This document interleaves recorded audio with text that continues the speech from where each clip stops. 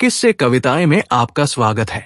आज सुनिए रविंद्रनाथ टैगोर की प्रसिद्ध कहानी विदा। कन्या के पिता के लिए धैर्य धरना थोड़ा बहुत संभव भी था, परंतु वर के पिता पल भर के लिए भी सब्र करने को तैयार न थे। उन्होंने समझ लिया था कि कन्या के विवाह की आयु पार हो चुकी है, परंतु किसी प्रकार कुछ दिन और भी पार हो गए तो इस चर्चा को भद्र या अभद्र किसी भी उपाय से दबा रखने की क्षमता भी समाप्त हो जाएगी। कन्या की आयु अवैध गति से बढ़ रही थी, इसमें किसी को शंका करने की आवश्यकता बड़ी नहीं, किंतु इससे भी बड़ी शंका इस बात की थी कि कन्या की तुलना में दहेज की रकम अब भी काफी अधिक थी। वर के पिता इसी हेतु इस प्रकार से जल्दी मचा रहे थे। मैं ठहरा वर, अपितु विवाह के विषय में मेरी राय से अवगत होना नितांत व्यर्थ समझा गया। अपनी कर्तव्यपरायणता में मैंने भी किसी प्रकार की न्यूनता नहीं आने दी, यानी एफए पास करके छात्रवृत्ति का अधिकारी बन बैठा। परिणाम ये निकला कि मेरे संबंध में श्री प्रजापति के दोनों ही पक्ष, कन्या पक्ष और वर पक्ष, बार बार बेचैन होने लगे। हमारी जन्मभूमि में जो पुरुष एक बार विवाह कर लेता है, उसके मन में दूसरी बार विवाह करके रचनात्मक कार्यों में कोई जिज्ञासा या उद्वेग नहीं होता। एक बार नरमांस का स्वाद लेने पर उसके प्रति बाघ की जो मन की दशा होती है, नारी के विषय में बहुत कुछ वैसी ही हालत एक बार विवाह कर लेने वाले पुरुष के मन की भी होती है। एक बार नारी का अभाव घटित हुआ कि फिर सबसे पहला प्रयत्न उस अभाव को पूर्ण करने के लिए किया जाता है। ऐसा करते हुए इस बार उसका मन दुविधा में नहीं रहता कि भावी पत्नी की आयु क्या है और कैसी है उसकी अवस्था। मैं देखता हूं कि सारी दुविधा और दुश्चिंता का ठेका आजकल के लड़कों के ही नाम छूटा है। लड़कों की ओर से बारंबार विवाह का प्रस्ताव होने पर उनके पिता पक्ष के चांदी के समान श्वेत केश खिजाब की महिमा से बारंबार श्यामवरण को अपना लेते हैं, और उधर बातचीत की तप्ताग्नि से ही लड़कों के श्याम केश मारे चिंता परेशानी के रात के कुछ घंटों में ही उठने का उपक्रम करते हैं। आप विश्वास कीजिए, मेरे मन में ऐसा कोई विषय या उद्वेग का श्रीगणेश नहीं हुआ, अपितु विवाह के प्रस्ताव से मन मयूर बसंत की दक्षिण पवन की शीतलता में नृत्य कर उठा। कौतूहल से उलझी हुई कल्पना की नई आई हुई कोमपलों के बीच मानो गुपचुप कानाफूसी होने लगी। जिस विद्यार्थी को एडमंड वर्ग की फ्रांसीसी क्रांति की घोर टीकाओं के 5-7 पोथे जबानी घोटने हों, उसके मन में इस जाति के भावों का उठना निरर्थक ही समझा जाएगा। यदि टेक्स्ट बुक कमेटी के द्वारा मेरे इस लेख के पास होने की लेशमात्र भी शंका होती तो संभवतः ऐसा कहने से पूर्व ही सचेत हो जाता, परंतु मैं ये क्या ले बैठा। क्या ये भी ऐसी कोई घटना है जिसे लेकर उपन्यास लिखने की योजना बना रहा हूं? मेरी योजना इतनी शीघ्र आरंभ हो जाएगी, इसकी मैंने कल्पना भी नहीं की थी। प्रबल आकांक्षा थी कि वेदना के जो कजरारे मेघ गत कई वर्षों से मन में छा रहे हैं, उन्हें किसी बैशाखी संध्या की तूफानी वर्षा के वेग द्वारा बिल्कुल ही निष्प्राण कर दूंगा। पर न तो बच्चों की पाठ्य पुस्तक ही लिखी गई, क्योंकि संस्कृत का व्याकरण मेरे मस्तिष्क से अछूता रह गया था, और न काव्य ही रचा जा सका, क्योंकि मातृभाषा मेरे जीवन युग में ऐसी फली फूली नहीं थी जिसके द्वारा मैं अपने हृदय के राज को बाहर प्रकट कर पाता। अतः देख रहा हूं कि मेरे अंतर का सन्यासी आज अपने अट्टहास से अपना ही परिहास करने के लिए बैठा है। इसके अतिरिक्त वह करे भी तो क्या? उसके अश्रु शुष्क जो हो गए हैं, जेठ की कड़कड़ाती धूप वस्तुत जेठ का अश्रु शून्य क्रंदन ही तो है जिसके साथ विवाह हुआ था। उसका वास्तविक नाम नहीं बताऊंगा, क्योंकि आज ब्रह्मांड के पुरातत्ववेत्ताओं में उसके ऐतिहासिक नाम के विषय में विशेष विवाद होने की शंका नहीं है। जिस ताम्रपत्र पर उसका नाम अंकित है वो मेरा ही हृदय है। वह पट और पत्नी का नाम किसी युग में भी विलुप्त होगा, ये सोचना मेरी कल्पना से बाहर है। परंतु जिस सुनहरी दुनिया में वो अक्षय बना रहा, वहां इतिहास के विद्वानों का आना जाना नहीं होता है। इस पर भी मेरे इस लेख में उसका कुछन कुछ नाम तो चाहिए ही। अच्छा तो समझ लीजिए, शबन उसका नाम था, क्योंकि शबन में मुस्कान और रुदन दोनों घुल मिलकर एकाकार हो जाती है और भोर का संदेश प्रभाव बेला तक आते ही चुक जाता है। शबन मुझसे केवल 2 ही वर्ष छोटी थी। मेरे पिता गौरी दान से विमुख हों, सो ये बात नहीं थी। उनके पिताजी कट्टर समाजविद्रोही थे। देश में प्रचलित किसी भी धर्म के प्रति उनमें श्रद्धा न थी। उन्होंने खूब कसकर बांग्ला भाषा का अध्ययन किया था। मेरे पिता उग्र भाव से समाज के अनुयायी थे, जिसे अंगीकार करते हुए किंचित मात्र भी अड़चन हो, ऐसी किसी भी वस्तु की हमारे समाज की विशाल डयोढ़ी या अंत, पूर्व में या पिछली राह पर झलक देख पाना संभव न था। इसका भी कारण यही कि उन्होंने भी कसकर बांग्ला भाषा का अध्ययन किया था। पितामह और पिताजी के विभिन्न रूप क्रांति की 2 विभिन्न मूर्तियां थी। कोई भी सरल स्वभाव का नहीं। फिर भी बड़ी आयु वाली कन्या के साथ मेरा विवाह करना पिता ने इसलिए स्वीकार कर लिया कि उसकी इस बड़ी सी आयु की दोनों मुट्ठियों में दहेज की रकम भी बहुत बड़ी थी। शबन मेरे श्वसुर की एकमात्र कन्या थी। पिताजी को पूर्ण विश्वास था कि कन्या के पिता का सारा धन भावी दामाद भविष्य के उदर की परिपूर्ण करने वाली है। मेरे श्वसुर को किसी मतांतर का झमेला नहीं था। पश्चिम की किसी पहाड़ी रियासत के नरेश के यहां किसी उच्च पद पर थे। शबन जब गोद में ही थी, तभी उसकी मां के प्यार का आंचल उस पर से उठ गया था। इस बात की ओर उसके पिता का ध्यान भी नहीं गया कि पुत्री प्रति वर्ष 1-1 वर्ष करके बड़ी होती जा रही है। वहां उनके समाज का कोई ऐसा ठेकेदार नहीं था जो उनके नेत्रों में अंगुली डालकर इस सच्चाई को उनके हृदय में बिठा देता। शबन ने यथा समय उम्र के 16 वर्ष पार किए, किंतु वे स्वाभाविक 16 वर्ष के थे, सामाजिक नहीं।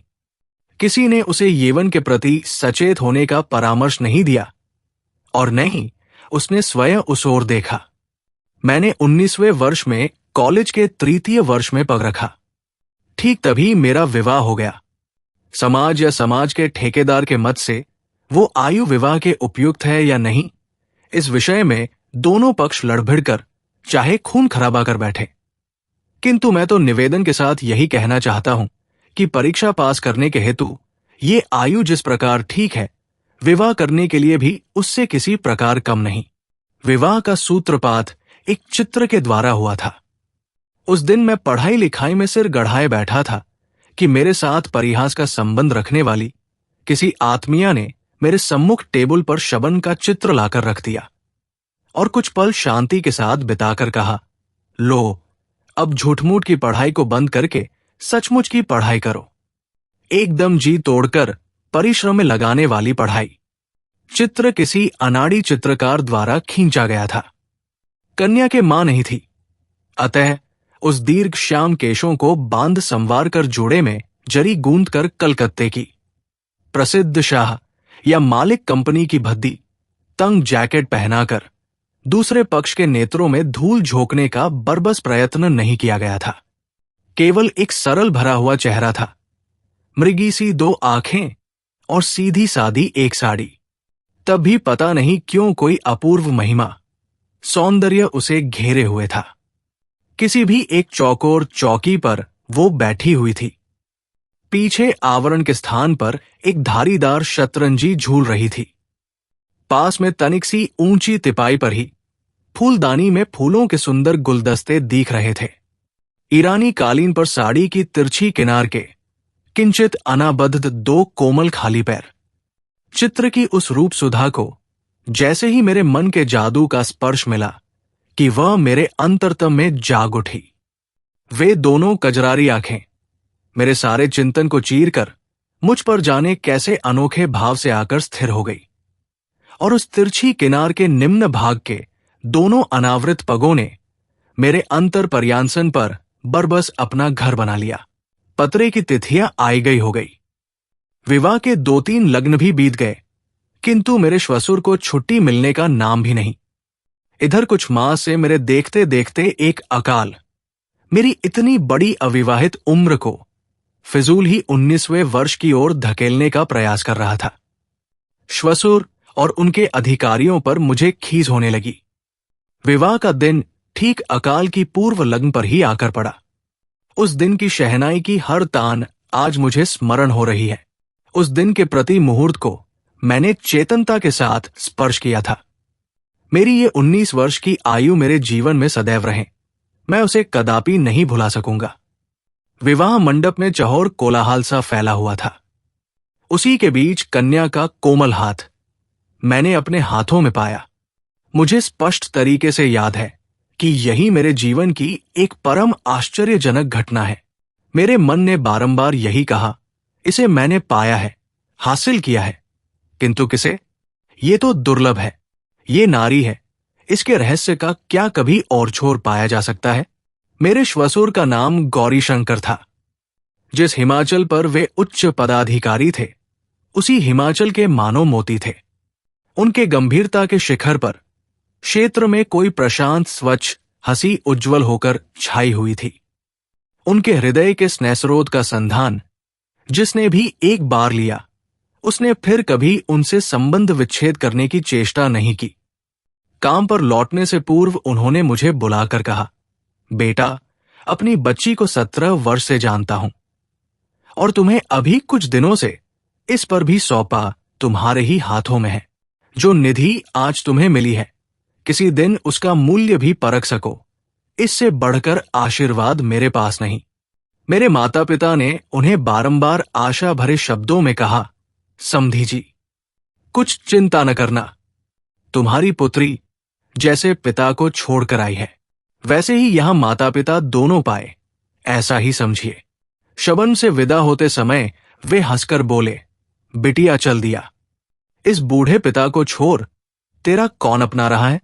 आज से यदि इसका कुछ भी गुम हो जाए तो इसके लिए मुझे जिम्मेवार न ठहराना। शबन ने उत्तर दिया, क्यों नहीं? यदि कभी इतनी सी चीज भी गुम हो गई तो आपको सारी हानि भरनी पड़ेगी। अंत में घर रहते हुए जिन विषयों पर बहुधा ही झंझट खड़े हो जाते थे, उनसे उसने पिता को बार बार सचेत कर दिया।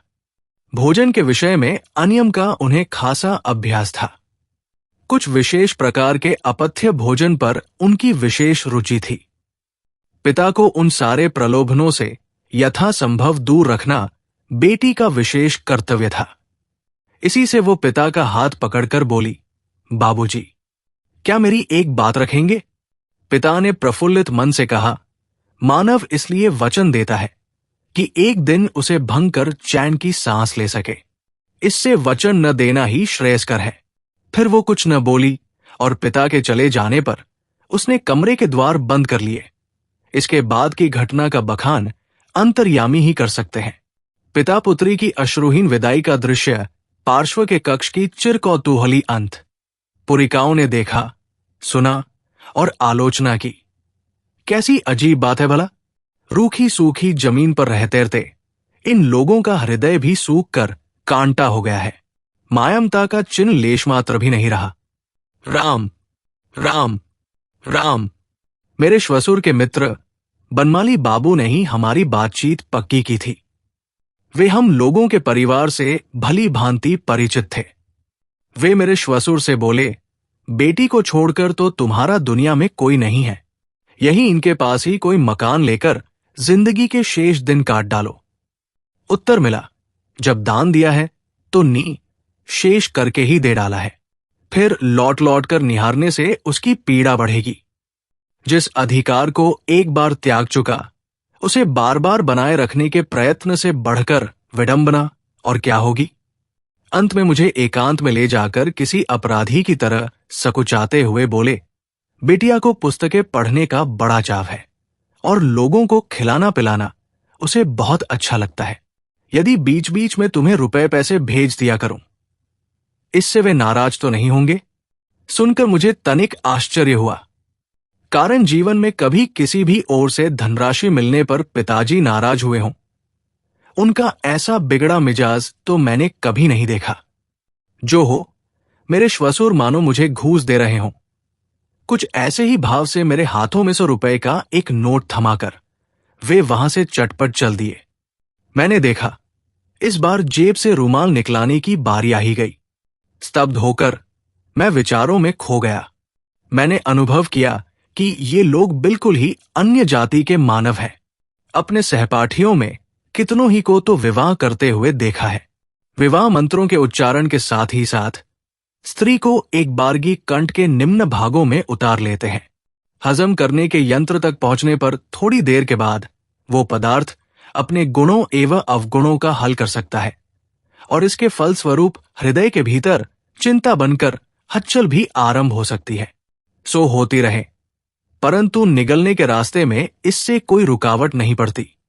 किंतु मैंने विवाह मंडप में ही समझ लिया था कि पाणी ग्रहण के मंत्र द्वारा जिसे प्राप्त किया जाता है उससे घर गृहस्थी तो भली भांति चल जाती है, परंतु उसके हृदय को पूर्ण रूपेण पाना 15 आना बाकी रह जाता है। मुझे संदेह है कि विश्व के अधिकांश पुरुष पत्नी को ठीक ठाक पाते हैं या उनको समझते हैं। वे स्त्री को ब्याह कर ले आते हैं किंतु उपलब्ध नहीं कर पाते और न कभी उन्हें इस बात का एहसास हो पाता है कि उन्होंने पाया कुछ भी नहीं। उनकी पत्नियां भी मृत्यु काल तक इस कटु सत्य से अवगत नहीं हो पाती। लेकिन मैंने ऐसा अनुभव किया कि वो मेरी साधना की निधि है। वो अचल संपत्ति नहीं, संपदा है, अगाध रत्न राशि है। शबन नहीं, इस नाम से काम नहीं चलेगा। एक तो ये कि वो उसका वास्तविक नाम नहीं और न ये उसका यथार्थ परिचय है। वो तो दिवाकर की तप्त रश्मि है, क्षयकालीन उषा की विदा बेला के अश्रुओं का बिंदु नहीं। नाम को गोपनीय रखकर ही आखिर क्या होगा? उसका वास्तविक नाम था हेमंती।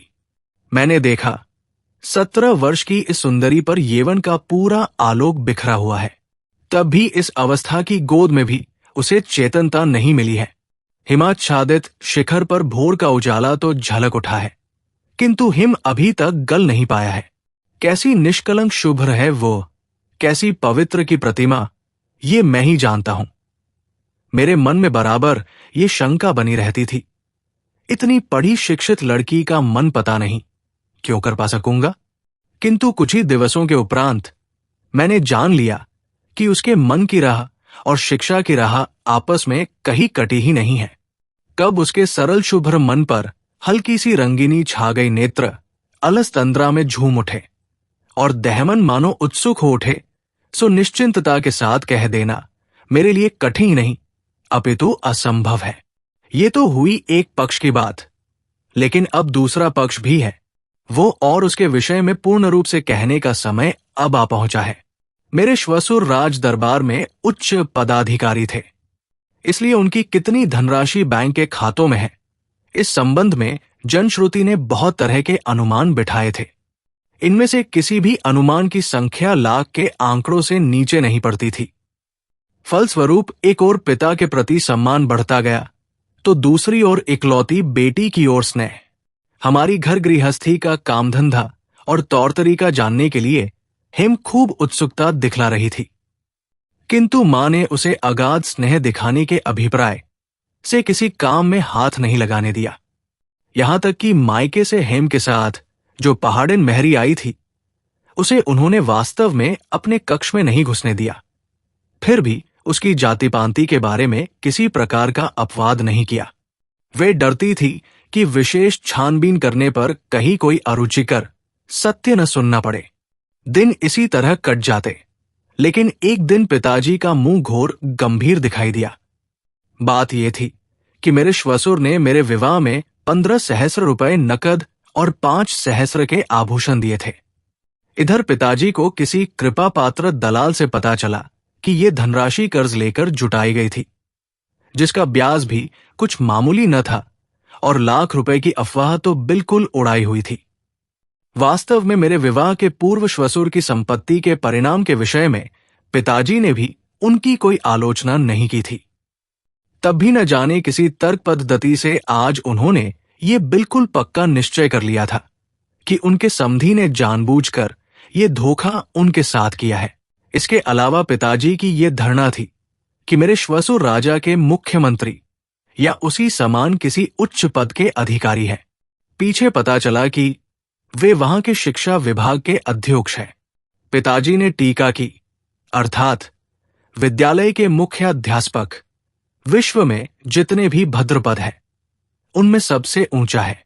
पिताजी ने बड़ी बड़ी आशाएं कर रखी थी कि आज नहीं तो कल श्वसुर के अवकाश प्राप्त करने पर राजमंत्री के पद पर वे स्वयं ही प्रतिष्ठित होंगे। इन्हीं दिनों के कार्तिक मास में रामलीला के उपलक्ष्य में हमारा जन्मभूमि का सारा परिवार कलकत्ते वाली हवेली में आ जुटा है। वधू को देखते ही उनमें एक छोर से दूसरे छोर तक कानाफूसी की लहर दौड़ गई। क्रमश अस्फुट हुई। दूर के नाते से संबंधित नानी ने कहा, आग लगे मेरे भाग्य को, नई बहू ने तो उम्र में मुझे भी हरा दिया। सुनकर नानी की समवयस्का बोल उठी, अरे हमें न हराएगी तो हमारा बच्चा विदेश से बहू लाने ही क्यों जाएगा। मां ने उग्रता के साथ उत्तर दिया, भैया रे, ये क्या बात हो रही है। बहू ने अभी 11 पार नहीं किए, यही अगले फाल्गुन में 12 में पाव धरेगी। पछुआ देश में दाल भात खा खा कर बड़ी हुई है बेचारी, सो देह तनिक अधिक संभल गई है। वृद्ध दाऊ ने शांत अविश्वास के साथ उत्तर दिया, सो बिटिया रानी, इतनी कमजोर तो हमारी निगाह अभी नहीं हुई है। हमारे ख्याल में तो लड़की वालों ने जरूर उम्र कुछ दबाकर बताई है। मां ने कहा, हम लोगों ने तो जन्मपत्री देखी है, बात सच है, किंतु जन्मपत्री से ही तो प्रमाणित होता है कि बहू की उम्र 17 है। वृद्ध दाऊ ने कहा, सो जन्मपत्री में क्या धोखाधड़ी नहीं चलती। इस बात पर घोर वाद विवाद छिड़ गया, यहां तक कि संघर्ष की नौबत आ गई। उसी क्षण वहां हेम आ पहुंची। उन दोनों वृद्धदाओं में से एक ने उसी से पूछा, बहू रानी, तुम्हारी उम्र क्या है, बताओ तो भला। मां ने आंखों से संकेत किया, परंतु हेम उनका मतलब नहीं समझी। बोली, 17। मां तिल मिला उठी। उसने उसी अवस्था में कहा, तुम्हें मालूम नहीं है। हेम विरोध का प्रदर्शन करती हुई बोली, मुझे ठीक मालूम है, मेरी उम्र 17 है। वृद्ध दाऊ ने गुपचुप एक दूसरे के हाथ दबाए। बहू की मूर्खता पर खींचकर मां बोली, तुम्हें तो सब मालूम है, लेकिन तुम्हारे बाबूजी ने हमसे खुद कहा है कि तुम्हारी उम्र 11 है। सुनकर हेम चौंक उठी। बोली, बाबूजी ने? कभी नहीं। मां ने कहा, तुमने तो चकित कर दिया है। समधी जी स्वयं मेरे सामने कह गए थे और बिटिया कहती है, कभी नहीं। ये कहकर मां ने आंख से फिर संकेत किया। अब की बार हेम संकेत समझ गई, लेकिन उसने कंठ को और भी मजबूत करके कहा, बाबूजी, ऐसी बात कभी नहीं कह सकते। मां ने स्वर को धीमा करके कहा, तू क्या मुझे झूठा ठहराना चाहती है? हेम ने फिर वही दोहराया, बाबूजी कभी झूठ नहीं बोलते। इसके बाद मां जितना भी अपवाद फैलाने लगी, उतनी ही कालिमा फैलकर सबको एकाकार लीपने पोतने लगी। इतना ही नहीं, मां ने नाराज होकर पिताजी के सम्मुख अपनी बहू की मूढ़ता और जिद्दीपन की शिकायत रखी। पिताजी ने उसी क्षण हेम को बुलाकर धमकाते हुए कहा, इतनी बड़ी अविवाहित कन्या की अवस्था 17 वर्ष की थी। वो कन्या के लिए कोई बड़पन की बात है जो उसका ढिंढोरा पीटती फिरोगी। हमारे घर में ये सब नहीं चलेगा, कहे देता हूं। हाय रे भाग्य, बहू रानी के प्रति पिताजी का ये मधु मिश्रित पंचम स्वर इस प्रकार उस्ताद बाजखां के घोर षड्ज तक कैसे उतर आया? हेम ने व्यथित होकर पूछा, यदि कोई उम्र जानना चाहे तो क्या उत्तर दूं? पिताजी बोले, झूठ बोलने की आवश्यकता नहीं, कह दिया करो, मुझे नहीं पता, मेरी सास मां जानती है। इसके बाद झूठ किस तरह बताया जाता है, इसका सारा उपदेश सुनने के बाद हेम कुछ इस तरह चुप हो गई कि पिताजी को यह समझना बाकी न रहा कि उसका सारा सदुपदेश बिल्कुल चिकने घड़े पर पानी की तरह पड़ा। हेम की दुर्गति पर दुख क्या प्रकट करूं? उसके समक्ष तो मेरा मस्तक ही नत हो गया। मैंने देखा शारदिया प्रभात के आकाश की तरह उसके नेत्रों की वो सरल उदार दृष्टि मानो किसी संशय की छाया से म्लान हो उठी।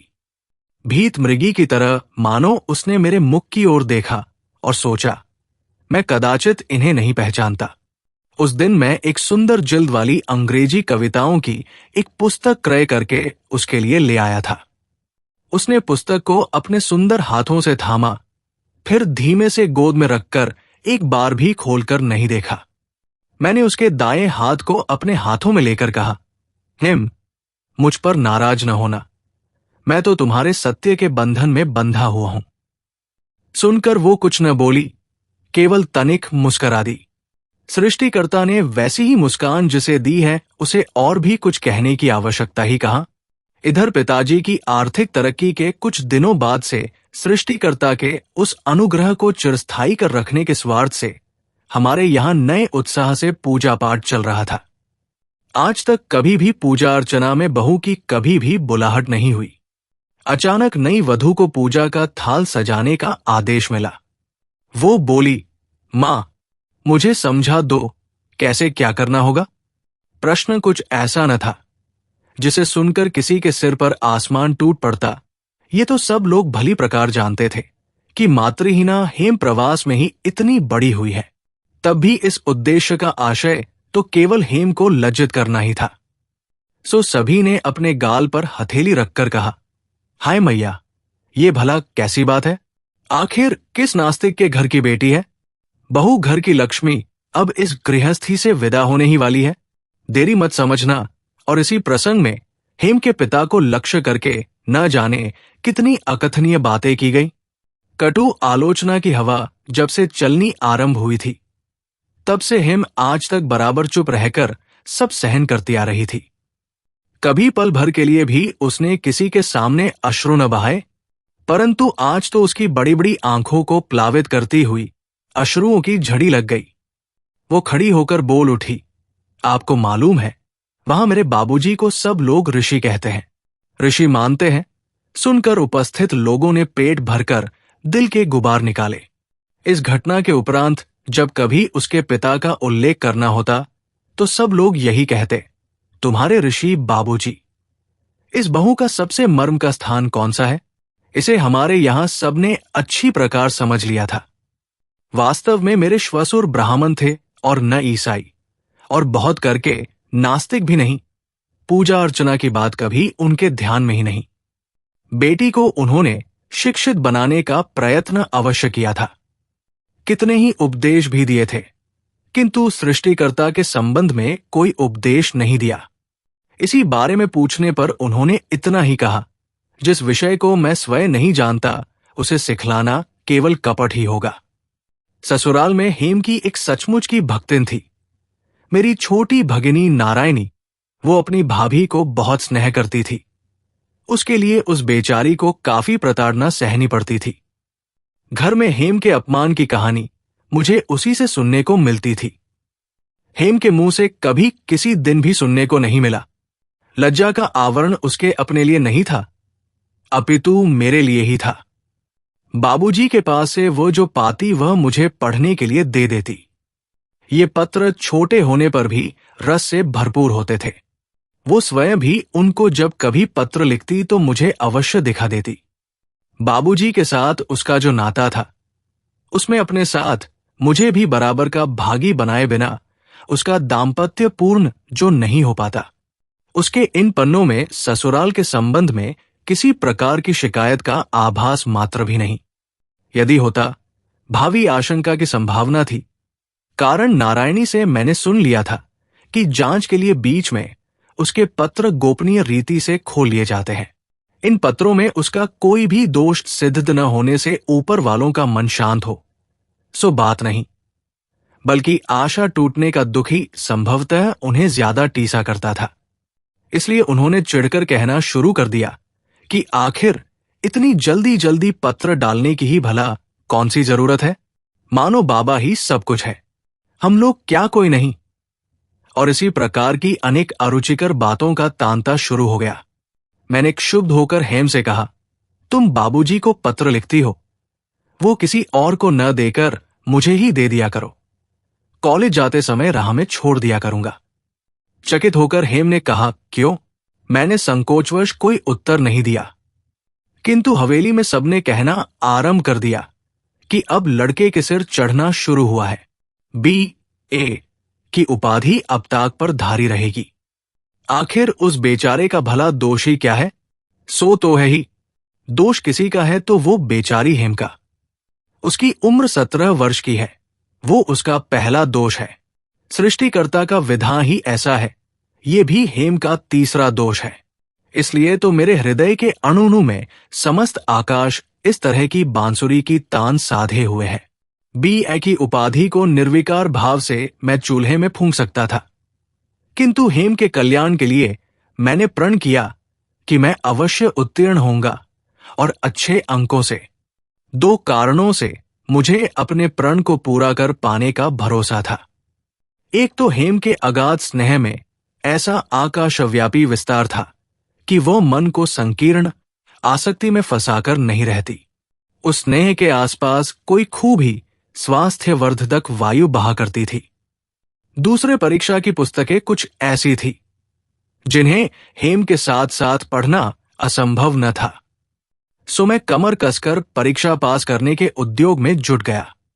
एक दिन रविवार की दोपहरिया में बाहर के कमरे में बैठा हुआ मैं मार्टिन की आचार शास्त्रावली पुस्तक की खास खास पंक्तियों के मध्य के पद को चीरते हुए लाल पेंसिल का हल चलाए जा रहा था कि अचानक सामने की ओर मेरी दृष्टि जा पहुंची। कमरे के सामने आंगन के उत्तर की ओर अंत पूर्व को जाने के लिए एक जीना था।